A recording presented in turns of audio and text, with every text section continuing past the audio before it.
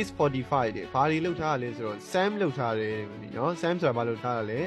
ပေါင်းထားတာတဲ့နော် number ဘယ်နှလုံးကိုပေါင်းထားရလဲဆိုတော့5လုံးကိုပေါင်းထားတာဟုတ်တဲ့အဖြေဘယ်လောက်ရလဲဆိုတော့45တဲ့ဒါဆိုစဉ်းစားကြည့်လိုက်လေဆိုတော့ number 5လုံးကပေါင်းထားတာ45ဆိုတစ်လုံးချင်းကြည့်ကြလို့ချင်းဘာလို့လိုက်မလဲဆိုတော့9နဲ့စားလိုက်မှာပေါ့အဲဆို9ဘယ်နှလီရမလဲ35 9 8လီ40 9 9လီဆိုဘယ်လောက်ရောက်ရမလဲ45ရမယ်45ရမယ်ဒါဆိုဆယ်တို့က6လေးပေါင်းရမယ်6လေးတွေကို9ကပေါင်းမယ်3 4 5 6လေးတွေ9ကပေါင်းလိုက်ရင်45မရဘူးလားဒီထိရတော့ဆရာတို့ရသွားပြီဒါပေမဲ့သူလူကျင်တာကဘာလဲဆိုတော့ consecutive လို့ပြောတယ် consecutive ရဲ့အဓိပ္ပာယ်ကဘာလဲဆိုတော့ဆရာတို့ဥပမာနှစ်ကစမယ်ဆိုရင်2 3 4 5 6အဲ့လိုဇာတ်တိုက်သွားကျင်တာ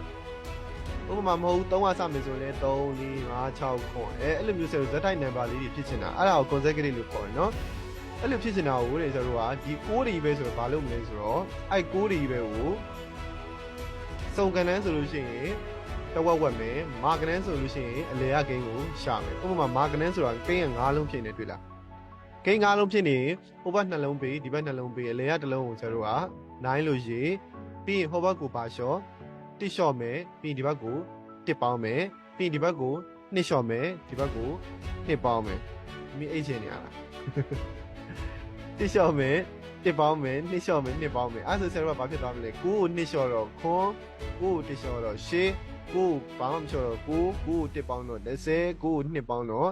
17ဒါဆိုသားမိမိကဘာရမလဲဆိုတော့ခွန်8ကို30 17မယုံရင်အဲ့3ခုအဲ့5ခုပြန်ပေါင်းကြည့်ဘာရမလဲ45ပြန်ရမယ်